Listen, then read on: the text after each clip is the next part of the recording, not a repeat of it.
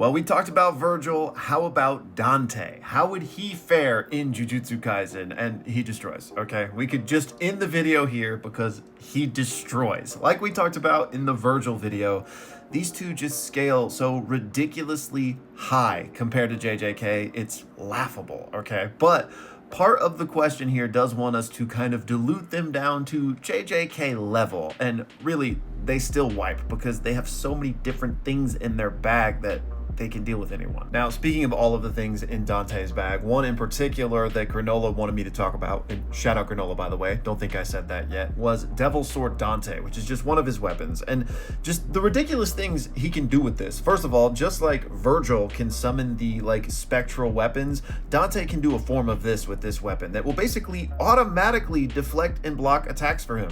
He's got a pseudo infinity, but not only that, auto attack people for him as well. It's not gonna be like a sure hit insofar as a domain, but he can basically just, have his weapons do his bidding for him. And that's just one of 100 million different weapons Dante could pull out. He can pack an insane punch, no pun intended, with the Balrog, or, take the temperature down to absolute zero and freeze whoever he wants with Cerebus.